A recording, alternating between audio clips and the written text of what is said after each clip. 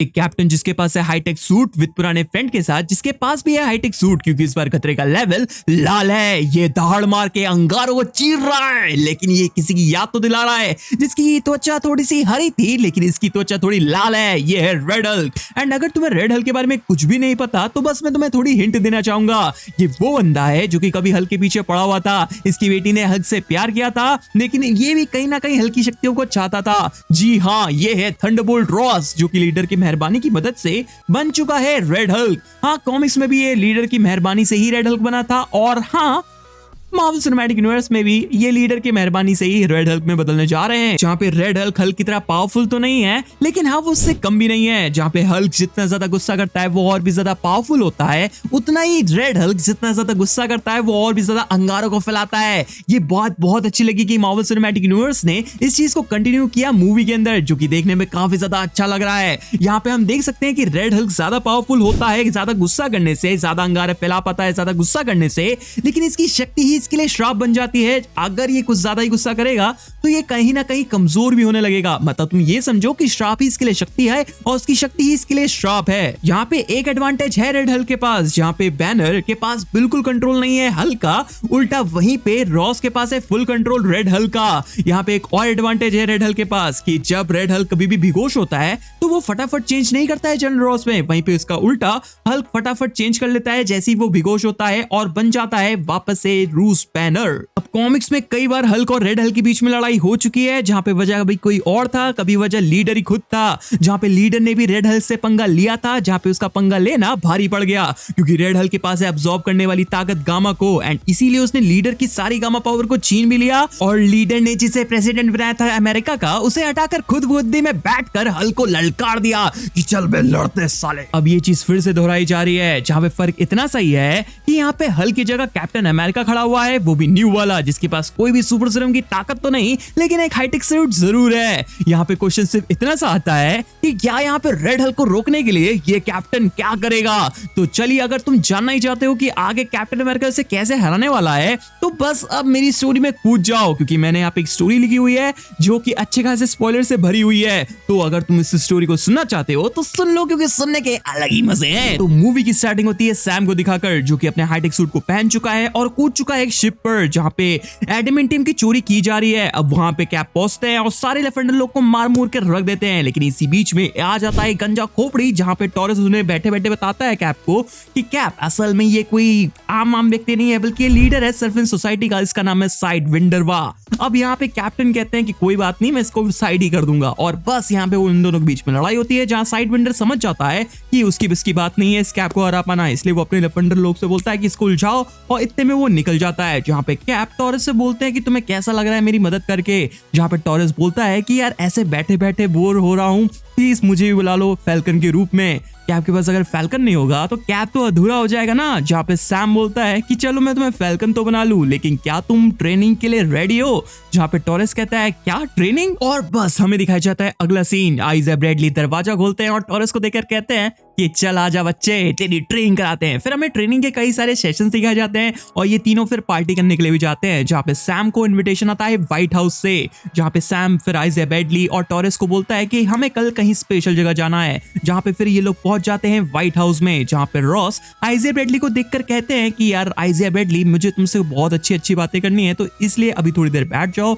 मगर इंपॉर्टेंट बात जरूर करेंगे। फिर वो सैम को बुलाते हैं और कहते हैं कि देखो सैम, मेरे ऊपर कई सारी जिम्मेदारियां आ चुकी हैं एंड उसमें से एक जिम्मेदारी तुम्हें सौंप दे रहा हूं, और वो है अवेंजर्स टीम को वापस से बिल्ड करना और तुम्हें वापस से कैप्टन अमेरिका असाइन करना। जहां पे सैम रॉस से कहता है कि मान लो कि मेरे आगे चलकर तुमसे सोच नहीं मिली तो क्या होगा, तो वो बोलता है कि हम देख लेंगे।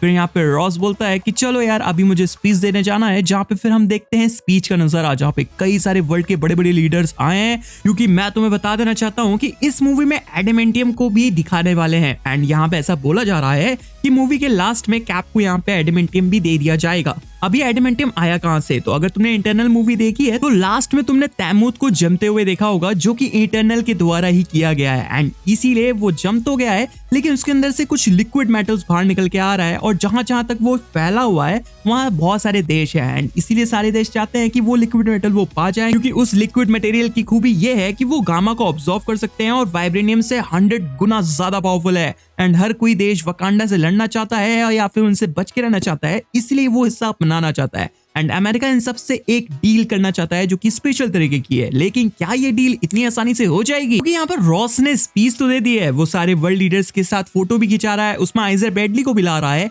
लेकिन इसी बीच में एक स्पेशल फोटोग्राफर आता है और जैसे वो आइजर ब्रैडली की फोटो खींचता है तो आइजर ब्रैडली की आंखें बदल जाती है और वो तुरंत रॉस पे हमला करने लग जाता है। सैम इसको देखकर भौंकला जाता है और जैसे तैसे कर अब रॉस की जान बचाना चाहता है। यहाँ पे कई सारे सोल्जर्स हैं जो कि पता नहीं कैसे तैसे कर आइजर ब्रैडली की मदद कर रहे हैं एंड यहाँ पे सैम पूरी तरह से कोशिश कर रहे हैं कि वो रॉस की मदद कर सके या उसको बचा सके। यहाँ आइजर ब्रैडली जल्दी ही समझ जाते हैं कि वो रॉस को मार नहीं सकते एंड इसीलिए वो वहां से भाग जाते हैं।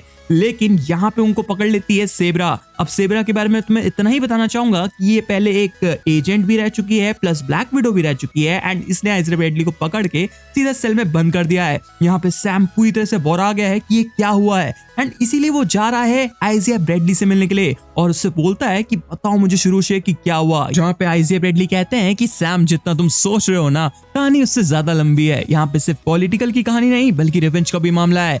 यहाँ पे सैम थोड़ा सा परेशान है और वो जेल से बाहर निकल जाता है जहाँ उसको टॉरेस का कॉल आता है और वो उसे बताता है कि उसने व्हाइट हाउस की फुटेज को चेक किया जहाँ पे एक मिस्टीरियस मैन के बारे में पता चला जिसकी त्वचा हरी है एंड जैसे ही उसने अपनी फोटोग्राफ से आइजर ब्रैडली की फोटो निकाली तो उसकी स्प्लैश लाइट से ही आइजर ब्रैडली की आंखों में कुछ हुआ, जिसके बाद उन्हें रॉस पे हमला किया एंड ऐसी उन सोल्जर्स के साथ भी हुआ।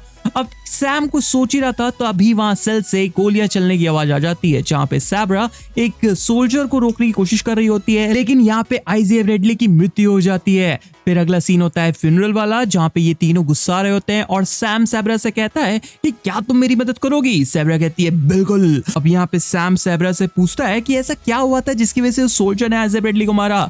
यहाँ पे सैब्रा भी कहती है कि मुझे नहीं पता, लेकिन मुझे लगता है कि फुटेजेस में कुछ तो हुआ होगा। जहाँ पे टॉरेस फुटेजेस को चेक करता है उससे पता चलता है कि वही स्प्लैश लाइट की वजह से यहाँ सोल्जर को भी हिप्नोटाइज किया गया जिसकी वजह से यहाँ पे आइजिया ब्रैडली की मृत्यु हो गई।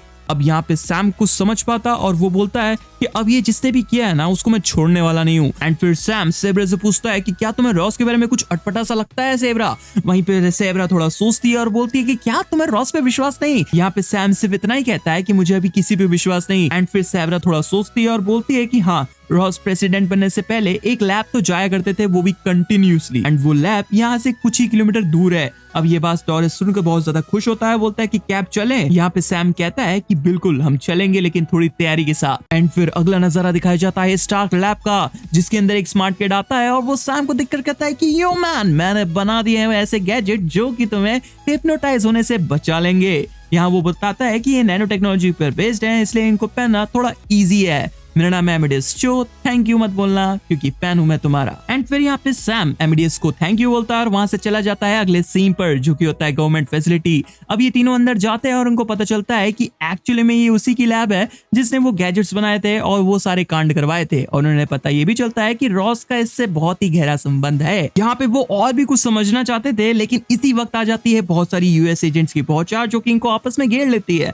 अब ये जैसे तैसे करके बचने की कोशिश तो करते हैं लेकिन अंततः पकड़े जाते हैं जहाँ पे खबर फैल जाती है कि कैब पकड़े गए, वो भी अपने टॉरेस और सेब्रा के साथ। अब यहाँ पे दिखाया जाता है आखिरी सीन को जहाँ पे रॉस फाइनली अपनी स्पीच देने जा रहे हैं और वही स्पेशल वाली एग्रीमेंट को करने जा रहे हैं एडमिंटियम वाली। लेकिन इसी बीच में एक बीप साउंड आता है जिसकी वजह से यहाँ पे रॉस ट्रांसफॉर्म हो जाता है रेड हल्क में।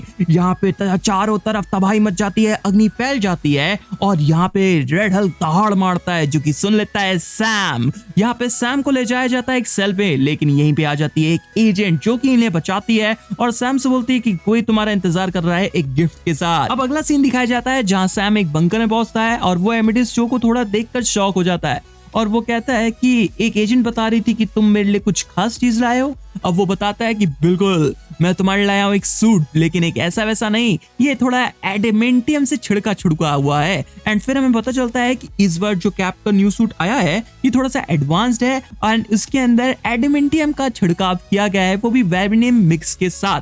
अब यहाँ पे टॉरस और अपना कैप्टन अमेरिका उड़ निकलते हैं जहाँ पे एयर स्ट्राइक्स हो रही होती हैं, क्योंकि यहाँ पर रेड हल्क को देखकर चारों तरफ तबाहियां मच गई हैं। यहाँ पे जितने ही बड़े लीडर्स आए थे उन्होंने अपने अपने फाइटर जेट्स को ऑन कर दिया और यहाँ पे तबाही ऑन हो चुकी है, जहाँ पे कैप्टन अमेरिका इन सबसे लड़ते हुए सीधा पहुंचता है रेड हल्क के पास। लेकिन तभी यहाँ पे टॉरस को लग जाती है चोट, लेकिन थैंक्स टू सेब्रा जो कि उसे फट से ले जाती है हॉस्पिटल पर। यहाँ पे कैप्टन थोड़ा घबराते हैं, लेकिन सेब्रा उन्हें बताती है कि तुम चिंता मत करो, बस तुम लड़ने पे ध्यान दो। एंड फिर हमें दिखाया जाता है red Hulk versus new Captain America बीच में एक बहुत ही भयंकर फाइट, जहाँ पे एक मिस्टीरियस सी आवाज आती है और कहती है कि कैप्टन अमेरिका तुम्हें क्या लगा था तुम मुझे ऐसे रोक लोगे?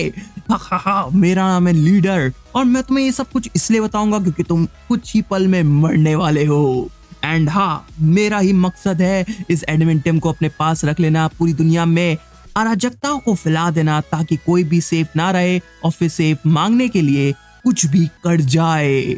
यहाँ पे मैं अमेरिका को रीसेट करना चाहता हूँ और अब तुम मुझे रोक नहीं पाओगे कैप्टन अमेरिका। जहाँ पे सैम कहता है कि कैप्टन अमेरिका हमेशा लड़ता है आजादी के लिए, मैं भले ही तुम्हें अकेला दिख रहा हूँ लेकिन हूँ नहीं। यहाँ पे मैं तुम्हारी सोच को गलत भी साबित करूंगा और यहाँ के लोग भी तुम्हारी इस सोच को मारने वाले हैं। एंड फिर वो अपने गुस्से में अपने विंग्स को घुसेड़ देता है रेड हल्क के बीचों बीच में, जहाँ पे रेड हल्क धीमे धीमे करके रॉस में कन्वर्ट हो जाता है और फिर रॉस को तुरंत बंद कर दिया जाता है एक सेल के अंदर, जहाँ पे कैप उससे पूछते हैं कि कैसा लग रहा है। वो रॉस कहता है कि एटलीस्ट मैं सेफ तो हूँ। यहाँ पे कैप उड़ते हुए फटाफट जाते हैं टॉरस के पास और टॉरस बोलता है कि मैं ठीक हूँ कैप। एंड फिर हमें यहाँ पे एक कैमियो दिखाया जाता है जो कि बकी का होता है और वो सैम को देखकर मुस्कुराता है और बोलता है कांग्रेचुलेशन मेरे भाई। एंड फिर हमें एक पोस्ट क्रेडिट सीन भी दिखाया जाता है जिसके अंदर लीडर सेल में बंद है और वो सैम से कह रहा है कि कोई आने वाला है, क्योंकि एक पुरानी पीढ़ी जाती है तो एक नई पीढ़ी जरूर आती है। यहाँ पे हमें हल्क जूस के साथ एमेडियस चो को दिखाया जाता है जो कि शायद अब नया हल्क बनने की तैयारी में है। एंड फिर यहाँ पे लीडर ये भी कहता है कि मैं देख सकता हूँ कि वो आने वाला है एंड जब वो आएगा तब तुम उसे कैसे रोकोगे कैप। जहाँ पे कैप्टन अमेरिका कहते हैं कि सामने कोई भी आए मैं उसे रोक लूंगा क्योंकि मैं रेडी हूँ। तो यार ये थी मेरी आज की वीडियो जहाँ पे मैंने तुम्हें एक्सप्लेन किया कि कैप्टन अमेरिका 4 की स्टोरी लाइन क्या होगी एंड रेड हल्क के बारे में तुम्हें क्या क्या पता होना चाहिए। तो यार मुझे लग रहा है कि शायद ये स्टोरी पूरी तरह से एस्टैब्लिश करने वाली है सैम को एज अ कैप्टन अमेरिका, क्योंकि फ्यूचर में मल्टीवर्स सागा भी शुरू होने वाला है एंड वहां पे अवेंजर को एक लीडर की तो जरूरत पड़ेगी। तो यहाँ पे शायद सैम पूरी तरह से हम लोग को बता देना चाहता है कि क्यों वो ही as a perfect Captain America बनेगा।